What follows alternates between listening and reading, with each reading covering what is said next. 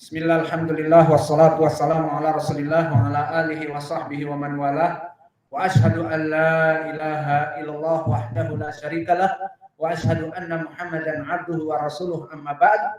Kembali kepada hadis Anas bin Malik. Maka di dalam hadis kita dahulukan syarah di sini dikarenakan berhubungan dengan perkara yang penting seperti sifat Allah. Kemudian setelah itu kita membahas sanad. Kembali kepada hadis Anas bin Malik. Ani Nabi sallallahu alaihi wa ala alihi wasallam qala, la yazalu yulqa fiha wa taqul hal min mazid, hal min mazid. Maknanya api neraka itu terus oleh malaikat dilemparkan kepadanya orang-orang yang dimasukkan kepada api neraka. Namun apakah kenyang? Jawabnya tidak. Karena di dalam surat Qaf Allah berfirman, yauma naqulu li jahannam halim talaqti wa taqulu hal min mazid. Hal min mazid, maka akan berkata, mana tambahan lagi? Over and over again, minta tambahan lagi wahai Allah. Maka semua orang-orang durjana, kafir, musyrik, munafik dan muslimin min ahlil kabair sudah masuk kepadanya dan terus meminta dan memelas kepada Allah, hal min mazid, tambah lagi wahai Allah, tambah lagi, mana wahai malaikat, lemparkan. Tidak ada yang tersisa. Siapa yang mau dilemparkan kepada api neraka? Dan dia tidak akan pernah kenyang kecuali dengan pemiliknya. Maka api neraka itu milik siapa? Milik Allah.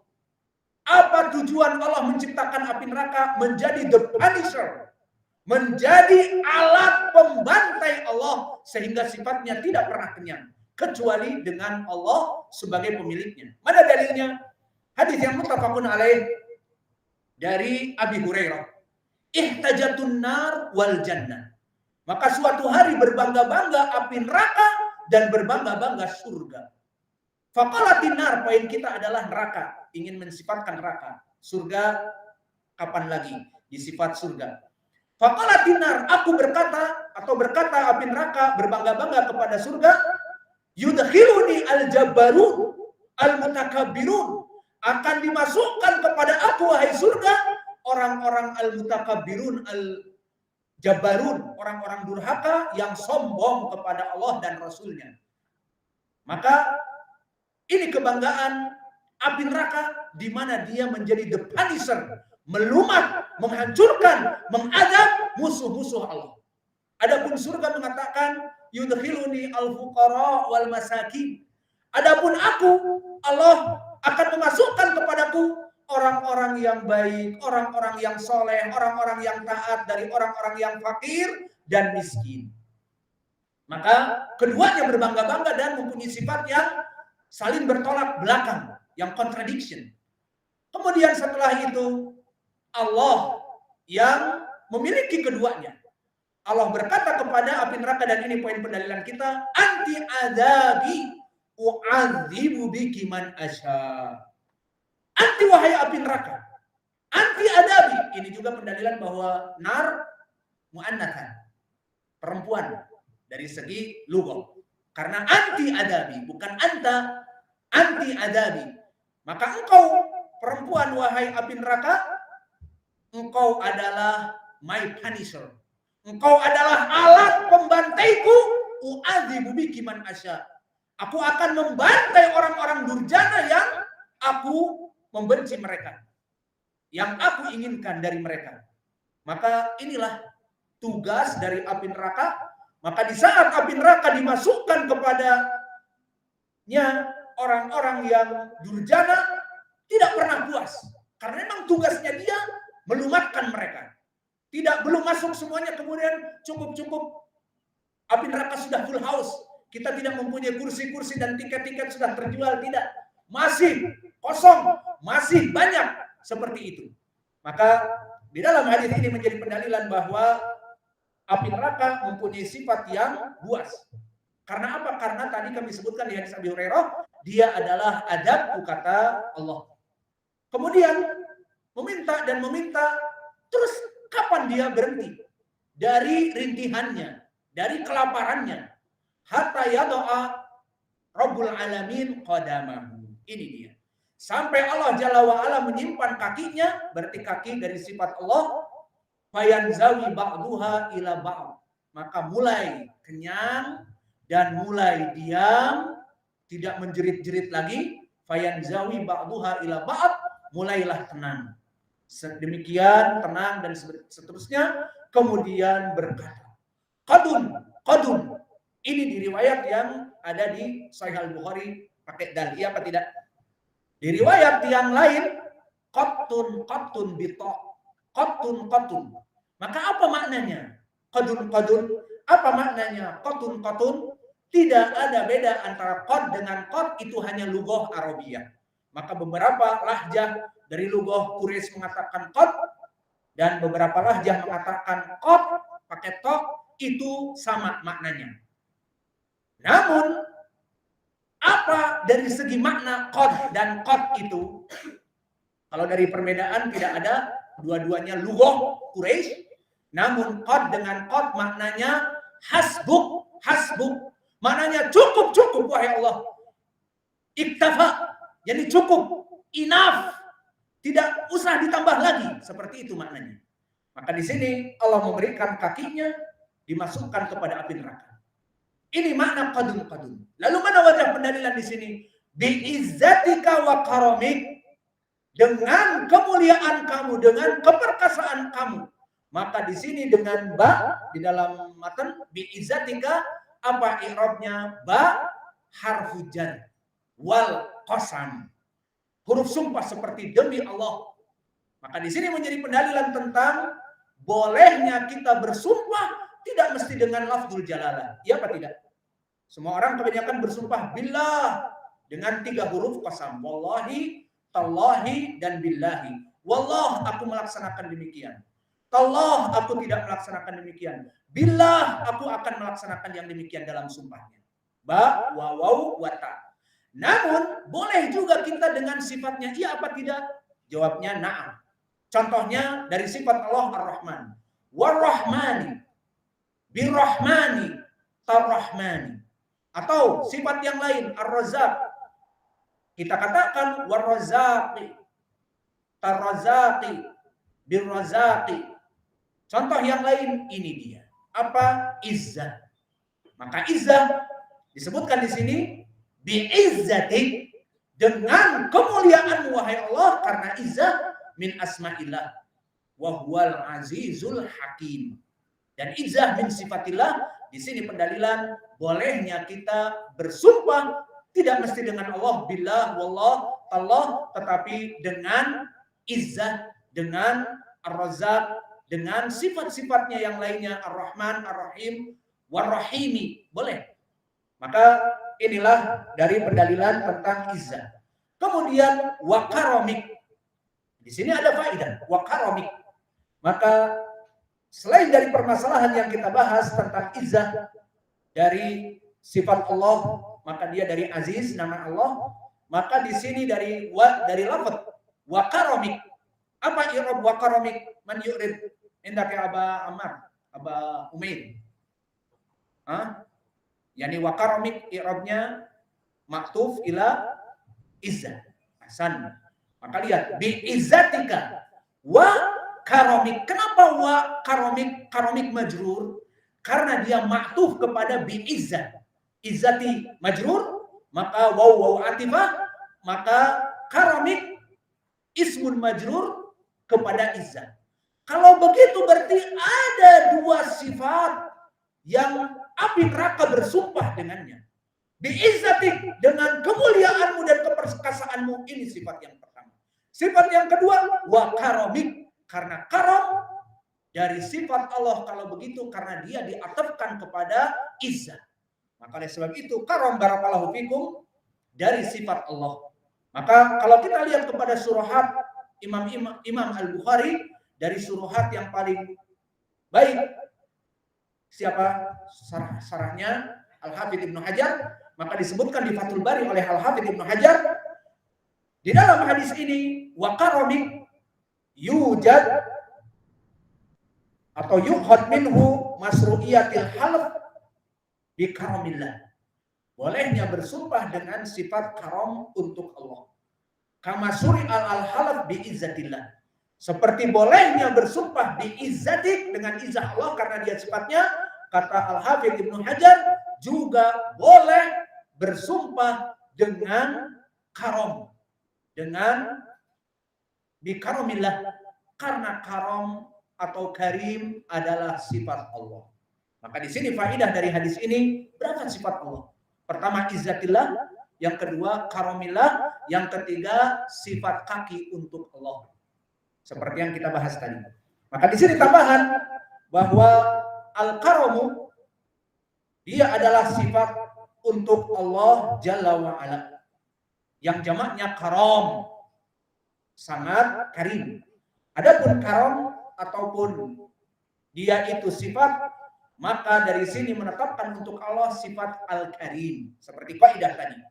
Jika Allah mempunyai sifat, maka kita boleh menamakan dari sifat itu, diambil dari sifat itu sesuatu. Seperti Allah Maha Pemberi rizki, maka Allah disebutkan Ar-Razzaq, menamai dirinya. Allah Maha Pengampun disebutkan Al-Ghafur, ataupun Ghafar, ataupun Ghaffar, ataupun Ghafur, dan sebagainya. Dan yang lainnya. Begitupun di sini. Allah mempunyai sifat tadi karom, makna karom adalah mulia. Maha mulia. Maknanya pemurah, seperti itu. Karim, orang itu karim. Orang itu karom, mempunyai rasa murah, tidak pelit dan sebagainya. Maka di sini wakaromik. Kenapa api neraka mengatakan biizzatik wakaromik? Kenapa dua sifat ini disebutkan? Pertama, karena kekuasaan Allah yang besar membuat kenyang api neraka dengan kakinya yang maha perkasa. Itu yang pertama, biizzatik, dengan keperkasaanmu dan keagunganmu dan kemuliaanmu. Lalu kenapa didatangkan wakaromik dan kemaha pemurahanmu? Karena Allah yang maha pemurah mengenyangkan api neraka, menenangkan api neraka sehingga dia tidak lapar lagi. Maka ini kemuliaan Allah. Maknanya karomik adalah maha kasih sayang Allah kepada api neraka yang membuat dia kenyang, tidak menjerit-jerit hal mimazid seperti itu. Itu dari makna karom. Kembali kepada masalah. Berarti karom kalau begitu dia dari nama, dia dari sifat Allah, jawabnya na'am. Berarti waw huna waw atifah. Karomik kenapa majrur? Takdirnya biizzatika wa bikaromik. Berarti bersumpah juga api neraka dengan dua sifat Allah. Dengan izzah dan dengan sifat maha pemurahnya Allah yang telah memberikan kakinya untuk dimasukkan kepada api neraka. Siapa yang ingin memasukkan kepada api neraka? Maka Allah yang maha karam, Allah yang maha pemurah. Maka dari sini sifatul karam, barakallahu fikum, sifat apa? Sering kita ulang. Sifat fi'liyah atau dzatiyah. Sifat Allah terbagi menjadi dua. Sifat fi'liyah, sifat yang tidak terus-menerus, dan yang kedua sifat dzatiyah, sifat yang tidak pernah absen, tidak pernah lekang kepada Allah. Seperti sifat tadi izzah, kemuliaan, keperkasaan. Maka Allah terus dalam keadaan keperkasaan, kemuliaan. Tidak suatu hari Allah dalam keadaan tidak perkasa, tidak mulia, tidak, never ever. Begitupun di sini.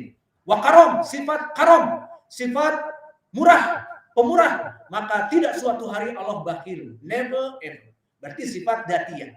Kemudian kita katakan dari sifat dzatiyah ini kita ambil nama untuk Allah seperti ucapan di dalam Al-Quran, sifat Al-Karim untuk Allah. Yang paling dekat di dalam surat Al-Infitar. Apa Allah berfirman? Ya ayyuhal insanu ma gharraka bi rabbika Al-Karim.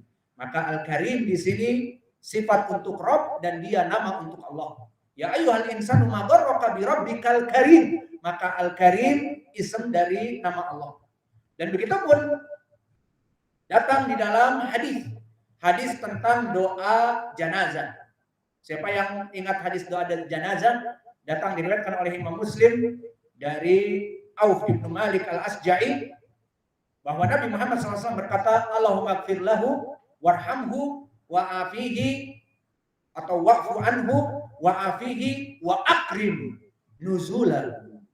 Maka syahidnya wa akrim, sifat karom untuk Allah. Wahai Allah, muliakan, rahmatilah dia, sayangilah dia di tempat dia turun, di tempat kuburannya. Wa wasi' madkhalahu, dan luaskan kuburannya. Wa akrim nuzulahu, dan rahmatilah dia, murahilah dia dengan diberikan nikmat kubur dan sebagainya. Dan begitu pun di dalam hadis yang lain diriwayatkan oleh Imam Muslim dari Abi Hurairah tentang sifat karam juga, bahwa Sa'ad bin Ubadah Al-Ansari berkata, wahai Rasulullah, bagaimana jika seseorang perempuan didapati ternyata ada laki-laki yang masuk kepadanya? Maknanya perempuan selingkuh dengan laki-laki. Maka bagaimana, lihat bagaimana kecemburuan Arab. Kalau di Indonesia mungkin selingkuh, biasalah. Yang penting si bosnya itu ngasih uang fee lebih. Tapi di sini Sa'ad ibnu Ubadah girah, kecemburuan Sa'ad yang terkenal dari kecemburuan Arab, maka orang-orang Arab itu sangat cemburu. Nikmat kita menikah dengan mereka. Tidak ridho anak-anaknya keluar. Tidak disekolahkan SMP, SMA, tabarruj, ikhtilat, tidak ridho. Kif anakku keluar, dilihat oleh laki-laki. Dan begitu pun dianya sendiri. Dari semenjak kecil dari kedua keluarganya tidak boleh masuk SD, SMP, SMA, ikhtilat dan sebagainya. Maka inilah dari Girah al-Arab. Maka begitu pun Sa'ad ibnu Ubadah Al-Ansari. Di saatnya Rasulullah, bagaimana orang ini masuk kepada istriku? Maka waladi disebutkan, apa yang akan kamu lakukan? Yajidu ma'a imra'atihi rajulan, agar dibunuh. Maka dikatakan oleh Nabi, waladi akramaka bil haq, isma'u ila ma yaqulu sayyidukum. Maka syahidnya waladi akramaka bil haq. Maka akram min sifat Allah Jalla wa Ala dari karim. Maka dari sini makna dari hadis yang kita sebutkan di hadis Anas bin Malik memberikan makna bahwa al-karam min sifatillah Jalla wa Ala, seperti izzah dari sifat Allah Jalla wa Ala. Kemudian tambahan lafaz yang setelahnya, wala tazalul jannah tafdulu hatta yunsibullah laha khalqan fayuskinahum fadlal jannah. Adapun surga maka dia akan kosong. Maka banyak yang kosong. Maka Allah akan menciptakan hamba-hamba yang lain untuk memenuhi surga.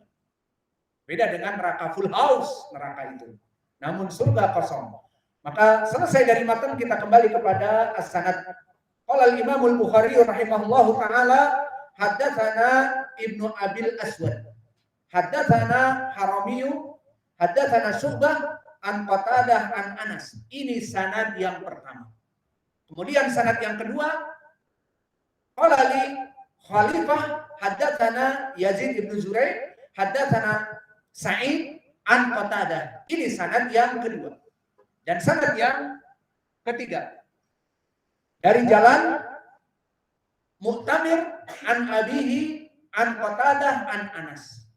Maka dari tiga sanad ini barakallahu fikum, siapa yang menjadi pertanyaan, indak ya, udah lama gak menanyakan Riyaldi. Indak ya Riyaldi, jadi the champion hari ini ya. Pekan ini jadi the champion di grup, bisa menjawab semua soal.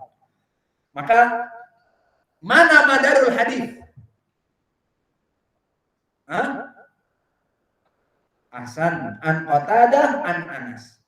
Maka dari tiga sanad ini mana madarul hadis? Qatadah an Anas. Karena apa? Karena Qatadah meriwayatkan dari murid-muridnya, diriwayat disebutkan dari Syu'bah yang pertama, diriwayat yang kedua dari Sa'id ibnu Abi Arubah an Qatadah, yang ketiga dari Mu'tamir ibnu Sulaiman an abihi, dari bapaknya Mu'tamir yakni Sulaiman ibnu Tarkhan dari Qatadah. Maka madarul hadis Qatadah. Sehingga jika kita mengetahui dari tiga sanad ini madarul hadisnya, jika ada di sanad yang pertama rawi yang dhaif, jika ada sanad yang kedua rawi yang dhaif, bahkan sanad yang ketiga pun rawi yang dhaif, semuanya tidak berpengaruh. Kenapa? Karena akan saling menguatkan. Namun jika madarul hadisnya Qatadah dari Anas misalnya Qatadah dhaif, maka hadis itu dhaif sama sekali. Meskipun 3, 4 paham, karena dia madarul hadis. Baik. Sekarang siapa dari gurunya Imam Al-Bukhari yang disebutkan di sini dengan Ibnu Abil Aswad. Ada yang tahu? Ibnu Abil Aswad adalah Abdullah Ibnu Muhammad Ibnu Abil Aswad. Maka dia masyhur dengan nama kakeknya. Dan seperti ini banyak sekali dari para rawi yang masyhur dengan nama-nama kakek mereka. Maka Abdullah Ibnu Muhammad Ibnu Abil Aswad Al-Basri, maka dia adalah seorang rawi yang di atas derajat imam ataupun di derajat imam siqatun sabitun. Disebutkan oleh para ulama seperti Abu Bakar Al-Khatib Al-Baghdadi, wa kana hafidhan mutqinan, dia seorang yang imam hafidh mutqin. Dan bahkan Ibnu Ma'in di saat ditanya tentang dia, ma'arabihi ba'san walakinnahu sami'a min Abi Awanah wa huwa shaghir. Maka keutamaan dari gurunya Imam Al-Bukhari Ibnu Abil Aswad di sini, dia mendengar dari Abu Awanah di saat dia kecil. Dan dia imam di sini, siqatun hafidh. Adapun Haramiyun siapa? Harami Ibnu Umarah ataupun Ibnu Amarah Ibnu Abi Hafsah, maka dia adalah Al-Basri juga. Dan di sini dia derajatnya saduq hasanul hadis, seperti berkata Yahya Ibnu Ma'in bahwa saduq. Dan dia di tabaqah yang ke-9 dan gurunya Imam Al-Bukhari di tabaqah yang ke-10. Kemudian hak, apa makna hak? Tadi saya bilang tahwilus sanad, dipindahkan sanadnya dari gurunya Imam Al-Bukhari Ibnu Abil Aswad kepada Al-Khalifah. Maka siapa khalifah di sini? Khalifah di sini adalah Khalifah Ibnu Khayyat. Dan kedudukan Khalifah Ibnu Khayyat seperti disebutkan oleh Ibnu Adi, lahu hadis katsir.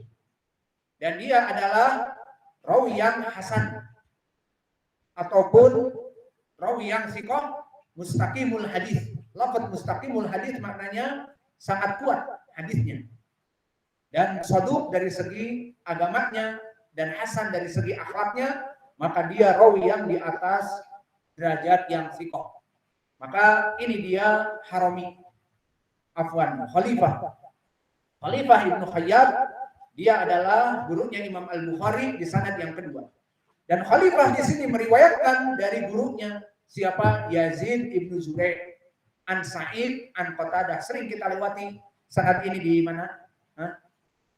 Di tafsir Qatadah. Ya apa tidak? Tapi tafsir Qatadah gurunya At-Tabari siapa?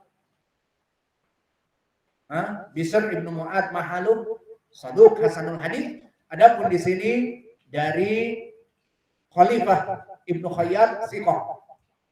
Maka meriwayatkan Khalifah dari Yazid Ibnu Zurai, sering kita lewati Yazid Ibnu Zurai dan saya sering mengatakan dia di atas thiqah. Maka Yazid Ibnu Zurai Abu Muawiyah Al-Basri thiqatun sabtun, dan dia di tabaqah yang ke-8. Maka bedanya dengan tabaqah Harami, tabaqah yang ke-9, adapun gurunya Imam Al-Bukhari dari sanad yang kedua dari Yazid Ibnu Zurai, maka Yazid Ibnu Zurai di tabaqah yang ke-8. Dan keagungan Yazid Ibnu Zurai tidak tanggung-tanggung. Dipuji oleh Yahya Ibnu Sa'id Al-Qattan, lam yakun hahuna ahadun asbat min Yazid Ibnu Zurai. Tidak ada di Basrah siapa yang mengaku Yahya Ibnu Sa'id Al-Qattan imam hadis fi zamani.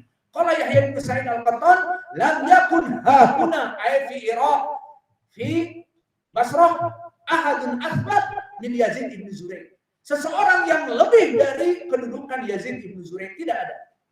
Maka begitupun Ahmad Ibnu Hanbal mengakui keagungannya, ilaihil muntaha fi tathbit bil Basrah. Maka ilaihil muntaha maknanya telah berujung dari kekuatan hafalan ulama ahli Basrah dari ilmu hadis bermuara kepada Yazid Ibnu Zurai, maknanya dia tidak ada tandingannya. Itu maknanya. Ini ucapan tidak tanggung-tanggung Imam Ahmad Ibnu Hanbal. Dan dia dilaqabi oleh Imam Ahmad juga karena raihanatul Basrah. Apa makna raihanatul Basrah? Raihanah bimakna al-wardah at-tayyibah. Raihanah al-Basrah. Wa ma'na Raihanah?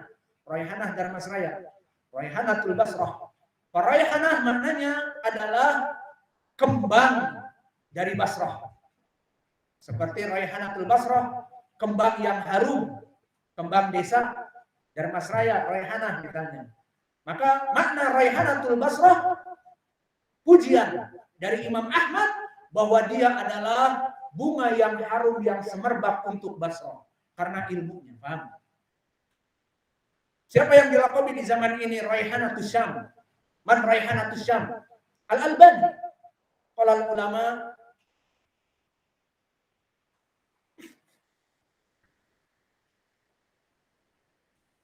wa nasmitu Syekhuna Muqbil yaqul ada Raihanatul Basrah, bahwa Al-Albani adalah Raihanah Basrah, dan ini laqab para ulama kepadanya. Maka di sini pun Imam Ahmad mengatakan kepada Yazid bin Zurai Raihanatul Basrah, wa kadzalika fi hadzal asr Al-Albani Raihanatus Syam, bahwa dia adalah kembang bunga yang harum dari Syam. Kemudian meriwayatkan Yazid bin Zurai dari Sa'id, haddatsana Sa'id. Siapa Sa'id? Sa'id ibnu Abi Arubah. Sering kita lewati Sa'id ibnu Abi Arubah. Siapa? Min athbatin nas, dari Qatadah. Maka dia juga Al-Basri. Sa'id ibnu Abi Arubah riwayatuhu an Qatadah min athbatin nas. Maka berkata Abu Awanah, Fadl ibnu Dukain, Abu Awanah wadhah, makana indana fidalika zaman ahadu ahfad min Sa'id ibn Abi Arubah.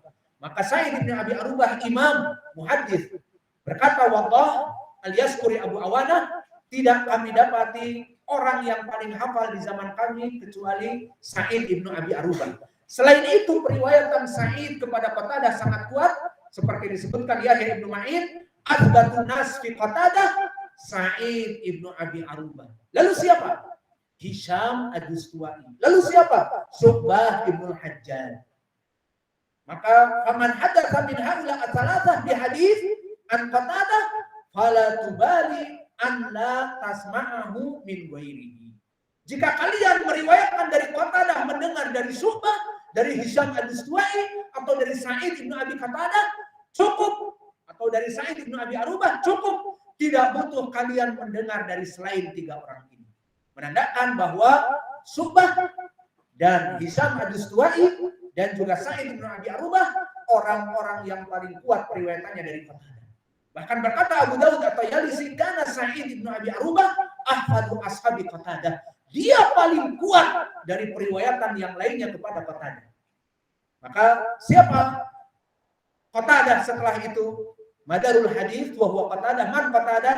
Qatadah ibnu Di'amah As-Sadusi Abul Khattab Al-Basri.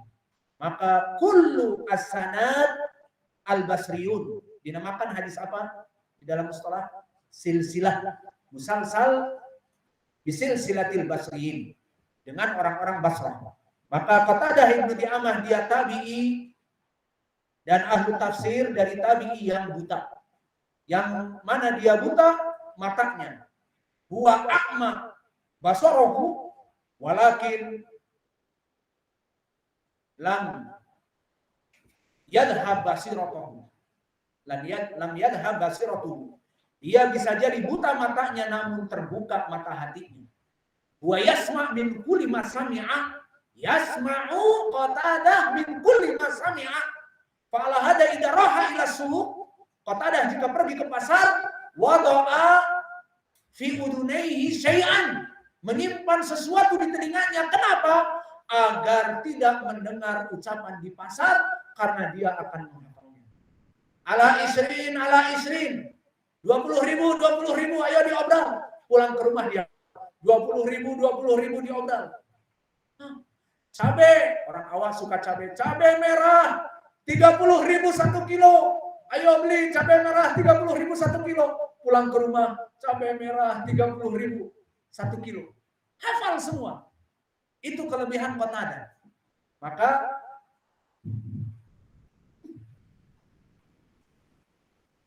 kita meminta kepada Allah agar Allah memberikan ilmu kepada kita, ilmu yang bermanfaat. Di mana kita diberikan kelebihan oleh Allah, kelebihan-kelebihan dengan sunnah, dan kelebihan bisa menghafal hadis. Maka berdoa kepada Allah agar ilmu yang Allah berikan kepada kalian, ilmu yang bermanfaat. Bukan ilmu di sisi lain akhlaknya seperti preman. Kita tidak menginginkan di sini preman. Maka santri-santri di sini berpuasa, salat malam, menghafal, adab, tidak kelahi, tidak melaksanakan perkara-perkara yang menyebabkan keluar dari muru'ah, tidak pantas pengajar kelahi, memukul sampai tangannya bengkak dan sebagainya, tidak pantas. Kemudian kembali kepada Qatadah, dia muhaddits dalam keadaan tabi'i dan dia madarul hadis, tinggal sanad yang ketiga. Dari Mu'tamir an abihi an Anas. Siapa Mu'tamir? Mu'tamir ibnu Sulaiman ibnu Tarkhan At-Taimi. Maka di sini Al-Basri.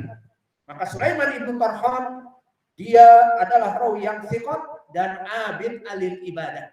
Maka lihat orang-orang di zaman dulu, ahli ibadah dan imam. Maka jangan kalian tertipu dengan saya murid paling baik hafalannya, namun akhlaknya hancur. Akhlaknya hancur. Tidak ahli ibadah ataupun tidak mempunyai muru'ah, tidak. Maka di sini Sulaiman ibnu Tarkhan imam agung, hafalannya kuat, namun akhlaknya bagus dan ahli ibadah. Dan bahkan Imam Subah memujinya, "Mara'aitu ahadan asdaq min Sulaiman At-Taimi." Aku tidak pernah melihat seseorang pun lebih wara', lebih takut kepada Allah dari Sulaiman At-Taimi, bapaknya Mu'tamir. Maka Mu'tamir ibnu Sulaiman imam dan Sulaiman At-Taimi pun imam. Maka Sulaiman ibnu Tarkhan telah disikohkan oleh para ulama seperti Ibnu Ma'in dan An-Nasai. Maka mungkin ini yang bisa kita berikan, sehingga kesimpulannya dari 3 sanad yang kami berikan, madarul hadis dari Qatadah, dari Anas. Sebutkan siapa? Hendak ya Nasr. Sebutkan murid-muridnya Qatadah yang 3, please. Seri di sanad. Sa'id ibnu Abi Arubah kedua. Maafi di sanad Hisham. Mana Hisham? Syu'bah yang ketiga. Sa'id, Syu'bah dan Mu'tamir. Hendak ya Qatadah. Siapa gurunya Imam Al-Bukhari yang disebutkan di sini? Ibnu Abil Aswad Masmum. Tidak hafal. Tadi disebutkan Abdullah ibnu Muhammad. Kedua, Khalifah ibnu Hayyat. Ketiga, Mu'tamir. Ketiga siapa? Ketiga tidak disebutkan, langsung mu'allaq kepada Mu'tamir. Maka di sini madarul hadis ada 3, bukan Syu'bah seperti ucapan Nasr, tetapi Sulaiman ibnu Tarkhan, Sa'id ibnu Abi Arubah, dan siapa?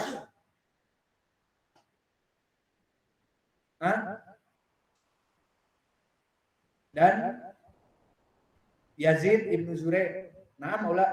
Sa'id ibnu Abi Arubah, afwan.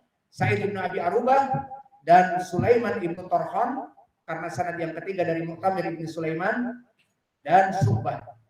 Maka yang tertinggal tadi Sulaiman ibnu Tarkhan tidak disebutkan. Maka inilah 3 dari guru dari muridnya Qatadah, Syu'bah dan Sa'id ibnu Abi Arubah, dan juga Sulaiman ibnu Tarkhan dari riwayat Mu'tamir an abihi an Qatadah. Naktafi ilahuna wa jazakumullahu khairan wa barakallahu fi ilmikum. Subhanallah wa bihamdihi asyhadu an la ilaha illa